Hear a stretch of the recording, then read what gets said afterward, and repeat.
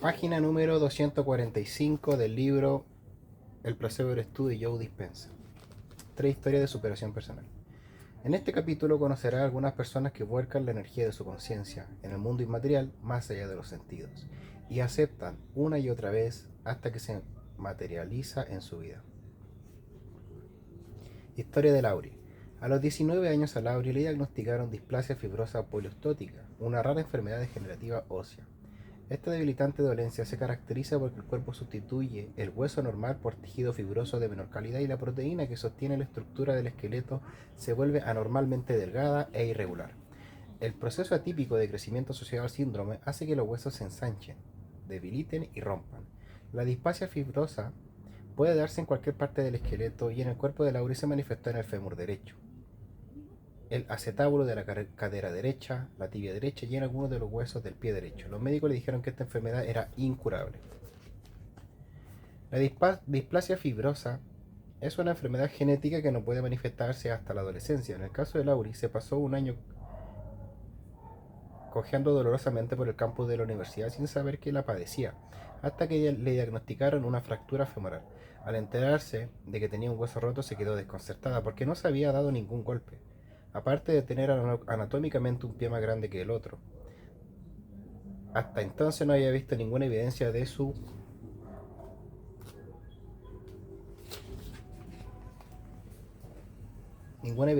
dolencia. Había llevado una juventud relativamente activa y llena de actividades como correr, bailar y jugar al tenis. Cuando empezó a cojear incluso se estaba empezando a entrenar para participar como culturista en una competición. Tras el diagnóstico, la vida de Lauri cambió de noche a la mañana. Su traumatólogo le advirtió que su cuerpo era frágil y extremadamente vulnerable. Insistió en que caminara solo con ayuda de muletas hasta que le fijaran la fecha de la intervención quirúrgica. Primero le realizarían un injerto óseo, luego le insertarían en él un clavo femoral de Russell Taylor. Tras oír la historia, Lauri y su madre se pasaron una hora llorando a lágrima viva en la cafetería del hospital. Era como si estuvieran viviendo una pesadilla. Lauri se sentía como si su vida se hubiera terminado de pronto. Su percepción de sus limitaciones, tanto reales como imaginadas, empezó a dominar su vida. Para evitar más fracturas, siguió las órdenes del traumatólogo y usó diligentemente las muletas. Tuvo que dejar su reciente trabajo como becaria de mercadotecnia en una gran compañía fabricante de productos de Manhattan, y en su lugar empezó a llenar sus días con citas médicas. Como su padre le insistió en que fuera a ver el mayor número de traumatólogos posible, su llorosa madre se dedicó a llevarla de una consulta médica a otra durante las siguientes semanas. Cada vez que Laura veía a un nuevo médico, esperaba pacientemente escuchar una distinta opinión médica, pero volvía a recibir las mismas malas noticias de siempre. En solo varios meses, 10 traumatólogos habían sopesado su dolencia. El último que fue a ver tuvo, sin embargo, una distinta opinión. Le dijo que la cirugía que los otros médicos le aconsejaban no le ayudaría en absoluto, porque el clavo injertado solo reforzaría el hueso afectado en el lugar más débil, causando más fracturas en la zona más vulnerable de encima y debajo del clavo. Le aconsejó que se olvidara de la cirugía y que siguiera desplazándose con muleta o en silla de ruedas, o que simplemente fuera sedentario el resto de su vida. A partir de entonces, Laurie estuvo metida en casa la mayor parte del tiempo por miedo a fracturarse un hueso. Se sentía impotente, inútil y frágil, llena de ansiedad y autocompasión. Al cabo de un mes volvió a la universidad, pero se pasaba la mayor parte del tiempo encerrada en un piso que compartía con 5 chicas más. Cultivó la impresionante capacidad de desarrollar una seria depresión clínica que iba empeorando día a día. El temor a su padre. El padre de Laurie había sido un hombre violento desde que ella tenía uso de razón. Incluso cuando los hijos eran ya adultos, cualquier miembro de la familia debía estar preparado para la ira de los veloces puños de aquel hombre en los momentos más inesperados. En ese hogar todo el mundo vivía a toda hora en un estado de alerta, preguntándose cuándo estallaría el siguiente ataque de cólera. Aunque Laurie no se dio cuenta en aquella época, la conducta de su padre estaba estrechamente vinculada a su dolencia. Los recién nacidos pasan la mayor parte del tiempo en estado delta. Durante los 12 primeros años, los niños van pasando poco a poco al estado zeta y luego al alfa, antes de alcanzar el beta, en el que seguirá la mayor parte de su vida adulta. Como ya he señalado antes, cuando te encuentras en zeta y alfa eres sumamente sugestionable. Como los niños pequeños no disponen todavía de una mente analítica para corregir lo que les ocurre o para darle sentido a una situación, toda la información que absorben de sus experiencias se almacena directamente en el subconsciente. Y como a esa edad son más sugestionables en cuanto a una violencia les afecta emocionalmente, se fijan en quién o quién la ha causado y acaban formando recuerdos asociativos relacionados con esa emoción.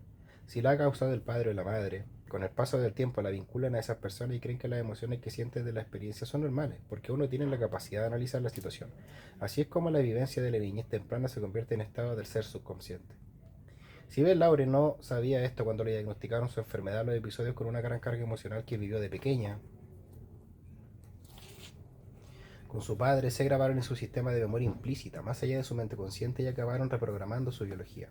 Como su reacción a la cólera paterna, sentirse débil, indefensa, vulnerable, estresada y aterrada a diario, se convirtió en parte de su sistema nervioso autónomo, memorizó químicamente aquellas emociones y el entorno, envió a los genes relacionados con su enfermedad las señales para que se activaran. Al ser una respuesta automática y mientras siguiera atrapada en su cuerpo emocional, Laurie no podía cambiar. Solo podía analizar su estado de ser que reflejaban las emociones de su pasado, aunque las respuestas que necesitara se encontraran más allá de esas emociones. En cuanto a Laurie le diagnosticaron la displasia fibrosa, su madre proclamó a toda la familia que la medicina moderna había declarado oficialmente que su hija era frágil, o sea que estaba a salvo de la violencia física paterna. Aunque su padre siguió maltratándola emocional y verbalmente durante 15 años hasta el día en que él murió, la enfermedad de Laurie curiosamente la protegió de los maltratos físicos. ¡Wow! ¡Qué impresionante! Laurie se identifica con su enfermedad. La sensación malsana de seguridad que Laurie adquirió se convirtió en un medio para sobrevivir. Por eso empezó a aprovecharse del trato especial que recibía, que casi siempre necesitaba, como cuando le cedían el asiento en el autobús o en el metro lleno de gente, o sus amigas hacían cola para asistir a un espectáculo mientras ella la esperaba sentada en un banco cercano, o le ofrecían una mesa en un restaurante abarrotado en cuanto entraba en él. Laurie descubrió que su enfermedad le iba de maravilla. Empezó a depender de su dolencia para conseguir lo que quería. Ahora se las manejaba mejor en un mundo que siempre le había parecido inseguro. El beneficio emocional de manipular su realidad de esta forma para conseguir lo que quería acabó gustándole y además, Laurie recibía mucho más de lo que necesitaba para no estresar su cuerpo y evitar así lesiones. Al poco tiempo acabó identificándose con su enfermedad. Más tarde empezó a exhibir una actitud rebelde propia de la última etapa de la adolescencia en contra de la vida que creía que los médicos, su padre y el destino le había obligado a llevar. A los 6 meses de recibir el diagnóstico, le dio por negar su enfermedad. Decidió ser la primera culturista tarada. Volvió a dedicarse al deporte con absoluta devoción, obcecadamente obsesiva. Mientras sudaba tinta y se obligaba a tener una actitud positiva, se las ingenió para levantar pesas de manera que no se lesionara los miembros. Creía que al luchar con el dolor su salud mejoraría, pero sus esfuerzos le salieron mal, porque la mayor parte del tiempo se sentía fatal y su dolor aumentó, como ocurre a veces con los pacientes con displasia fibrosa poliostótica. Laurie también desarrolló una escoliosis y la espalda le dolía horrores a diario. Al llegar a la veintena se empezó a tener artritis en la columna y por todo el cuerpo. Empezó a empeorar. Después de terminar la carrera, pese a estar viajando constantemente entre su nueva casa y su nuevo trabajo, Laurie se volvió muy sedentaria y se sintió incluso más aislada todavía de la vida. El miedo, la ansiedad y la depresión no la abandonaron. Envidiaba a la mayoría de las personas de esa edad y perdió amistades e intereses románticos por vivir más como sus padres mayores que como una chica joven. A finales de la veintena usaba ya un bastón a todas horas para desplazarse, e incluso cuando todavía no tenía ninguna de las 12 serias fracturas que acabó teniendo. Como si todo esto no bastara, también desarrolló peligrosas microfracturas. Sus huesos eran tan frágiles que bajo las fisuras microscópicas le aparecieron otras fracturas por extrema grande que se conectaron con la de la otra zona de huesos debilitados, creando fracturas incluso mayores que aparecían en las radiografías. Sobre los 30, Laurie tenía más problemas de espalda que su padre de 72 años y había envejecido prematuramente. Se quedaba en cama durante días y faltó tantas semanas al trabajo que se vio obligada a dejarlo. Decidió no empezar de momento los estudios de posgrado porque el ascensor de la facultad que la había aceptado como alumna no funcionaba. Tuvo que olvidarse de las fiestas, los museos, las compras, los viajes, los conciertos y otras actividades que conllevaba estar mucho tiempo de pie o andando. Se quedó atrapada en el bucle de pensar y sentir del que antes he hablado, pensando por dentro lo limitada y lo frágil que era mientras su cuerpo manifestaba por fuera esta limitación y fragilidad. Cuanto más vulnerable y débil se sentía, más vulnerable y débil se volvía mientras seguía teniendo fracturas que sustentaban su creencia de ser frágil, y más se identificaba con su enfermedad y validaba su estado del ser.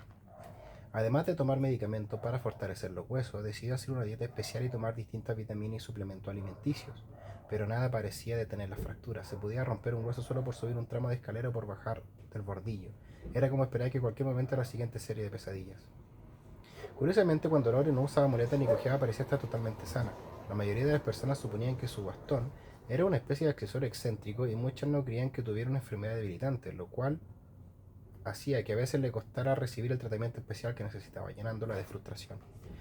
Intentar convencer a los demás de su enfermedad afianzó su identidad de persona enferma, aumentó su intención de demostrar que tenía una incapacidad y reforzó su idea de estar discapacitada, mientras que los demás hacían todo lo posible por ocultar sus propias debilidades y vulnerabilidades a todo el mundo. Laurie descubrió que ella, en cambio, estaba proclamando la suya a los cuatro vientos constantemente. Invertía mucha energía en intentar controlar lo máximo posible su entorno, se fijaba en todo lo que comía y bebía, evaluando todo cuanto ingería, calibraba hasta el milímetro cualquier paseo que diera por el vecindario, incluso calculó el peso máximo que podía llevar del supermercado, 5 kilos, que era también el límite de peso que podía ganar antes de que sus huesos empezaran a empeorar. Por más agotador que fuera, era lo único que Laurie sabía hacer. Su abanico de opciones se fue reduciendo cada vez más mientras limitaba las cosas que podía realizar físicamente para intentar evitar cualquier fractura. A medida que su estilo de vida se fue limitando, su mente también se fue estrechando. Sus miedos aumentaron, su depresión empeoró y pese a sus esfuerzos, al final no pudo evitar tener que dejar de trabajar. La mujer que en el pasado había corrido, bailado y participado en competiciones de culturismo ahora no podía practicar más que yoga para mantenerse en forma y a finales de la treintena ya ni siquiera podía hacer hatha yoga. Durante años el único ejercicio que estuvo realizando fue respirar vigorosamente sentada en una silla, aunque en principio de los 40 su médico le permitió por fin nadar un poco. Intentó varias veces curarse por medio de terapeutas, médicos holísticos, terapia energética, sonioterapia y homeoterapia, buscando siempre soluciones en el exterior. Unas pocas veces se había sentido mejor después de una sesión de terapia energética y había ido directamente al traumatólogo para pedirle que le hiciera nuevas radiografías. Pero al ver que todo seguía como siempre, volvía a deprimirse. Se decía, igual no me queda más remedio que resignarme. Cada mañana se despertaba abrumada, aterrada y convencida de que no podría soportar lo que la vida le tenía reservado. Laurie aprende lo que es posible. Laurie y yo nos conocimos en el 2009 después de que ella vio la película documental ¿Y tú qué sabes? El concepto de que una persona podía probablemente crear una vida totalmente nueva le fascinó. La conocí mientras yo cenaba antes de seguir con el taller que impartía en un centro de retiro a la afuera de Nueva York. Charlamos de mi curso sobre el cambio personal y aquel agosto se inscribió enseguida a mi siguiente clase. Cuando Laura asistió por primera vez a mi taller, oyó que era posible cambiar su cerebro, sus pensamientos, su cuerpo, su estado emocional y su expresión genética. Hablé en él de los cambios físicos, pero Laurie tenía creencias muy arraigadas sobre su enfermedad y su cuerpo, y además se había quedado anclada emocionalmente en el pasado. No tenía ninguna intención de curarse, ni siquiera creía que fuera posible. Había acudido a mi taller simplemente porque deseaba sentirse mejor consigo misma. Laurie aplicó los principios que yo enseñaba lo mejor posible, pese a no creer poder sentirse diferente. En cuanto terminó su primer taller de fin de semana, lo primero que hizo fue dejar de compartir su diagnóstico con todo el mundo. Aunque no pudiera controlar sus emociones, concluyó que al menos podía controlar lo que decía en voz alta. Así que, a no ser que necesitara pedir una silla en una fiesta o explicarle al chico con el que había citado por qué no podía ir a dar un paseo, dejó de mencionar su enfermedad. Eligió centrarse en el objetivo de sentirse bien por dentro, mantener una profunda conexión con una fuente divina desconocida, conseguir un maravilloso trabajo en el que sobresaliera, encontrar su alma gemela y mantener relaciones estrechas y sanas con sus amigos y familiares. Laurie se concentró luego en cambiar algunas formas de comportarse. Se dedicó a observar sus pensamientos y palabras y se recordaba una y otra vez que debía de dejar sus viejos hábitos repetitivos y destructivos. Siguió meditando y participando en mis cursos. Para darle un significado a lo que estaba haciendo, releía religiosamente las notas que tomaba en clase y se mantuvo en contacto con el máximo número de alumnos posibles. Con el paso del tiempo, Laurie empezó a sentirse mejor y más útil y fuerte durante un pequeño, aunque perceptible, porcentaje del día. Se decía a sí misma, cambia, 20 veces diarias, en cuanto advertía que su mente regresaba al pasado. Aunque los pensamientos negativos volvieran a acosarla de pronto, un centenar de veces al día, poco a poco fue adquiriendo algunos pensamientos nuevos, los anotaba en un papel e intentaba creer en ellos con toda su alma. Se dedicó a esta tarea con fervor, pero le llevó casi 2 años sentir realmente esos nuevos pensamientos. En lugar de ser presa de la frustración, se recordaba a sí misma que si había llevado tantos años a crear la enfermedad procedente de su estado emocional, también tardaría lo suyo en descrearla. Al mismo tiempo se decía que antes de que surgiera su nuevo yo, su yo antiguo debía morir en el sentido biológico, neuronal, químico y genético. Las circunstancias de su mundo exterior empeoraron antes de que ella mejorara. Una inundación destrozó su hogar y otras situaciones del piso donde vivía le crearon nuevos problemas de salud. Lauri me contó que cada vez que se sentaba a meditar y repasaba lo que sería su vida ideal, se sentía como si estuviera diciendo una mentira, y luego al abrir los ojos y encontrarse de nuevo con sus circunstancias de siempre, le sentaba como un bofetón en la cara. La animé a dejar de definir la realidad con los sentidos y seguir intentando cruzar el río del cambio. Lauri siguió asintiendo, cojeando a mis talleres, algunas veces malhumorada y otras agradecida, persistiendo en su esfuerzo. También reunió el mayor número posible de alumnos de su ciudad para meditar juntos, como apenas había alguna situación de su vida que fuera agradable. Pensaba, ¿qué diablos? Al menos mientras estoy con los ojos cerrados viviré durante 1 hora al día una realidad distinta en la que el cuerpo no me duele. Estoy en una casa segura y tranquila y mantengo una relación plena y afectuosa con el mundo exterior y con mis amigos y familiares. A principios del 2012, durante uno de mis talleres progresivos, Laura experimentó un gran avance en su experiencia meditativa. Todo su ser se estremeció en el sentido literal y figurado. Fue como si físicamente sintiera una agitación tremenda y luego una gran liberación. Se puso a temblar, el rostro se le contrajo y sus brazos se agitaron convulsivamente. Mientras hacía todo lo posible por seguir pegada a la silla, sintió una alegría inexplicable. Lloró y rió, y de su boca salieron unos sonidos que no pudo replicar. Había liberado todo el miedo y el control que había usado para no venirse abajo. Por primera vez en su vida sintió una presencia divina y supo que no estaba sola en la vida. Lauri me dijo, percibí algo, alguien, una presencia divina. Esta conciencia conocía mi existencia y se preocupaba por mi bienestar, pese a no creer yo que pudiera existir algo así. Esta conciencia me había estado prestando atención y además sabía que para mí ese cambio era una tarea hercúlea. Por fin se había conseguido relajar y calmar y sintió que toda la energía que había estado volcando al intentar controlar sus movimientos físicos y su vida se empezaban a liberar. Cuando acudió a mi siguiente curso, advertí que Laura andaba sin cojear y sin el bastón. Se veía feliz y risueña y se reía de sí misma en lugar de estar irritada, enfurruñada y con el rostro desencajado por el dolor. Estaba transmutando el miedo en valentía, la frustración en paciencia, el dolor en alegría, la debilidad en fuerza interior. Estaba empezando a cambiar por dentro y por fuera. Su cuerpo, liberado de la adicción a esas emociones limitadoras, vivía ahora menos en el pasado y se estaba dirigiendo hacia un nuevo futuro. A principios de la primavera del 2012, el traumatólogo le dijo durante una revisión de rutina que 2/3 de las fracturas que tenía en el fémur desde los 19 años, fracturas que no aparecían en todas sus ciento y pico radiografías, había desaparecido. Perdón, la fractura aparecía en todas sus ciento y pico radiografías. No supo cómo explicar este fenómeno, pero le sugirió que empezara a hacer ejercicio en una bicicleta estática en el gimnasio durante 10 minutos, 2 veces a la semana. El mensaje le sonó a música celestial y ella así lo hizo. Éxitos y reveses. Todos los esfuerzos de Lauri por cruzar el río del cambio empezaban ahora a fructificar. Por fin veía que estaba haciendo alguna clase de progreso físico. Cada día mientras iba más allá de su cuerpo, su entorno y el tiempo, también trascendía su personalidad vinculada con su realidad exterior presente y pasaba yendo más allá de su cuerpo habituado y adicto emocionalmente y del futuro previsible que siempre había esperado basándose en sus recuerdos del pasado. Gracias a sus esfuerzos para superar su mente analítica, reemplazar sus ondas cerebrales por otras que fomentaran un estado más sugestionable, vivir en el presente y entrar en el sistema de programación donde se había grabado el trauma emocional de su niñez, por fin estaba empezando a cambiar. Laurie empezó a creer de verdad que estaba curando su cuerpo por medio de sus pensamientos y que la antigua fractura relacionada con su antiguo yo se estaba curando al convertirse literalmente ella en otra persona. Ya no activaba ni reforzaba los circuitos de su cerebro vinculado con su antigua personalidad, porque ya no pensaba ni actuaba como antes. Dejó de revivir su pasado con las mismas emociones y de condicionar su cuerpo a la misma mente. Estaba desmemorizando su yo antiguo y recordando su yo nuevo, es decir, activando y reforzando nuevos pensamientos y acciones en su cerebro al cambiar su mente y enseñar emocionalmente que a su cuerpo a ponerse en la piel de su nuevo yo futuro.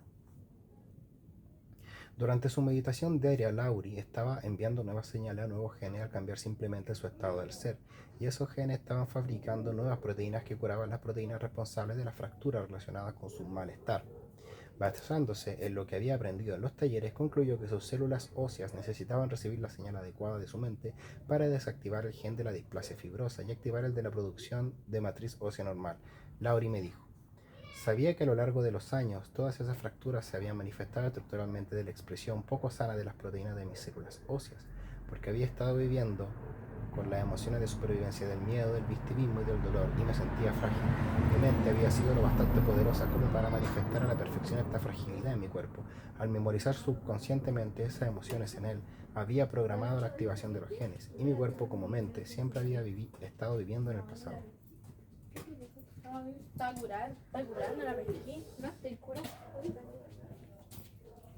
Concluí que si mis huesos estaban hechos de colágeno, que es una proteína, y que si quería que mis células óseas fabricaran colágeno sano, debía entrar en el sistema nervioso autónomo, ir más allá de la mente analítica, acceder al subconsciente, reprogramar una y otra vez mi cuerpo con información nueva y dejar que recibiera nuevas órdenes a diario. Cuando me comunicaron la buena noticia, me sentí como si ya hubiera cruzado la mitad del río del cambio. Laurie siguió meditando y asistiendo a mis talleres. De vez en cuando el cuerpo le volvía a doler, pero la frecuencia y la intensidad, la duración del dolor disminuyeron considerablemente. Hizo el máximo de cambios posibles en su vida. Cambió de gimnasio para cambiar de ambiente. Se aplicaba el desodorante empezando por la derecha, en lugar de por la izquierda. Cuando se acordaba de ello, cruzaba los brazos, poniendo la izquierda encima del derecho en lugar de hacerlo más cómodamente a la inversa. Se sentaba en una silla distinta en casa, dormía en el lado opuesto al que dormía antes de la cama, aunque tuviera que ir al otro extremo de la habitación al acostarse por la noche y levantarse por la mañana. Laurie me dijo: por ridículo que parezca, estaba intentando darle a mi cuerpo la mayor cantidad posible de señales distintas, y como no podía permitirme mudarme a una mansión en los Hamptons, tendría que conformarme con esos pequeños cambios. Incluso pegó notas por todas partes para acordarse de ser consciente y tener pensamientos y sentimientos sobre su futuro. Escribió en las notas: siento agradecimiento,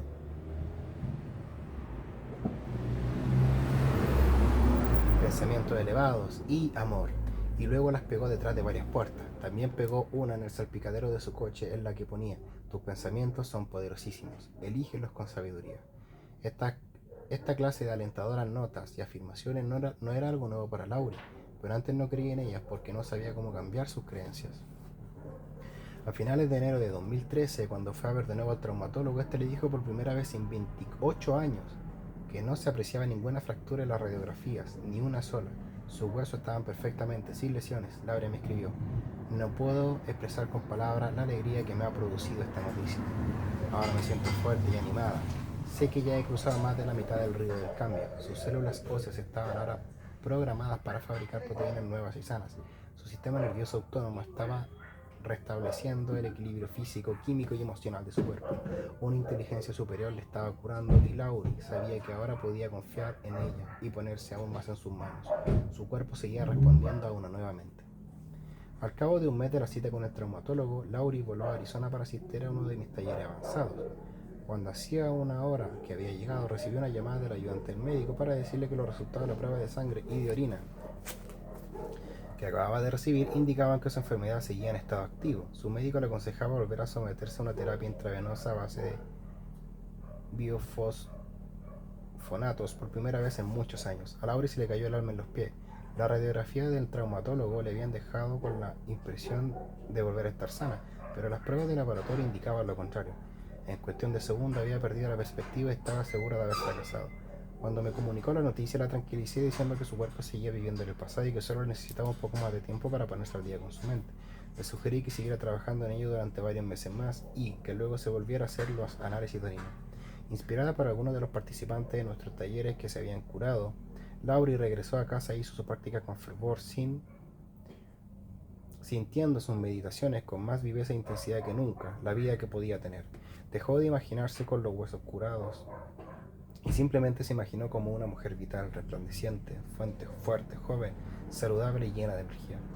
Repasó mentalmente y aceptó emocionalmente todo cuanto quería, que no era otra cosa que un cuerpo que funcionara bien, que le permitiera caminar sin ningún problema. Se dijo que la anciana que había sido de los 19 a los 47 años ya formaba parte del pasado. Una mente nueva, un cuerpo nuevo. Durante los meses siguientes, Laurie empezó a sentirse más feliz, contenta, libre y sana. Empezó a pensar con más claridad en su futuro. Raras veces le dolía el cuerpo y andaba sin ayuda del bastón. Al llegar el mes de mayo de 2013, esperaba con temor la cita para hacerse los análisis. La aplazó para junio. Después habló de sus deudas y su angustia con un estudiante experimentado en los talleres y este le aconsejó que pensara en algunas cosas positivas que se le ocurrieron relacionadas con ir al hospital y hacerse las pruebas.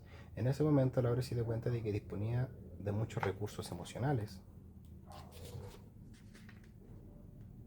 positivos y revitalizadores, como lo limpio que estaba el hospital, lo servicial que siempre se mostraba el personal y lo agradable que era ese lugar donde cuidaban de uno. Era exactamente el cambio de enfoque que necesitaba. Al día de la cita, mientras conducía camino al hospital, dio las gracias por el día soleado, por la fluidez del tráfico, por su coche, por la pierna que le ayudaba a conducir, por su visión perfecta, por el espacio libre que encontró enseguida en el aparcamiento y por otras cosas parecidas. Más tarde me contó entre el hospital, les di mi nombre, cerré los ojos y medité en la sala de espera hasta que me tocó el turno. Oriné en un recipiente y se lo entregué a la enfermera y me fui dando las gracias por el simple acto de andar. Y dejé de aferrarme a la situación totalmente.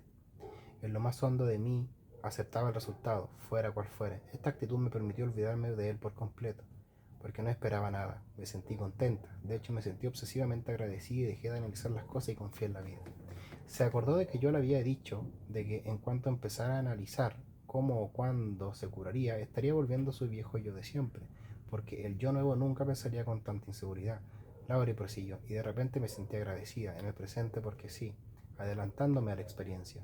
No esperaba que los resultados me hicieran sentir feliz o agradecida, sino que me encontraba en un estado de auténtica gratitud y amor hacia la vida, como si ya hubiera ocurrido lo que deseaba, y no necesitaba algo del exterior para ser feliz. Ya me sentía llena y feliz, porque ahora dentro de mí había una mayor plenitud y satisfacción. En el mundo exterior no tenía prácticamente nada a gran escala, como con lo que medir el éxito, la satisfacción y la seguridad, como un sueldo, una casa, una pareja, un negocio, un hijo, ni siquiera un trabajo de voluntario reciente del que se sintiera especialmente orgulloso. Pero Laurie gozaba del amor de sus amigos y de los miembros de su familia con los que conectaba. Además, ahora sentía un nuevo amor hacia sí misma. Había descubierto que antes nunca se había querido, solo se había interesado por ella misma. Más tarde me contó que era un matiz que no habría captado en el pasado cuando su mente era tan estrecha. Se sentía muy satisfecha consigo misma y con su vida, y me dijo, y por primera vez desde que emprendí este viaje ya no me importaba el resultado de la prueba, me sentía feliz conmigo mismo. 2 venturosas semanas más tarde llegaron los resultados de la prueba. La ayudante del médico le anunció, los resultados de las pruebas son totalmente normales, tus valores son de 40 y eso que hace solo 5 meses sacaste 68, unos niveles demasiado elevados. Laurie había cruzado el río del cambio y ahora se encontraba en la orilla de una nueva vida. En su cuerpo ya no quedaba ningún rastro de su pasado. Era libre, había vuelto a nacer. Más tarde me dijo, de pronto se me ocurrió que mi identidad como paciente y persona enferma se había vuelto más poderosa que cualquier otro papel que yo desempeñara en la vida. Había fingido ser esa persona, pero sabía que en el fondo no lo era. Invertía toda mi atención y energía en ser un paciente en lugar de ser una mujer, una novia, una hija, un empleado e incluso una persona feliz y plena. Ahora sé que no me quedaba energía para hacer cualquier otra cosa hasta que dejé de volcarme en mi personalidad y mi yo antiguo y puse toda mi atención y energía en un yo nuevo. Qué agradecida me siento de ser ahora realmente yo. Laurie no lamenta nada ni guarda ningún rencor en especial y tampoco cree haber malgastado su vida en el pasado. Tal como ella lo expresa, no quise juzgarme, machacarme ni deprimirme por mi pasado, porque esta decisión me habría arrebatado mi sensación de plenitud. Al contrario, veo mi pasado como una bendición, porque he superado mis limitaciones y ahora me encanta ser quien soy. Me siento en paz, he cambiado realmente a nivel biológico y celular, me siento orgullosa del mensaje, del que la mente puede curar el cuerpo y créeme, yo soy a quien más le ha sorprendido. Esa fue la historia de Laurie en este episodio de Lecturas Diri. Nos vemos en un siguiente episodio. Adiós.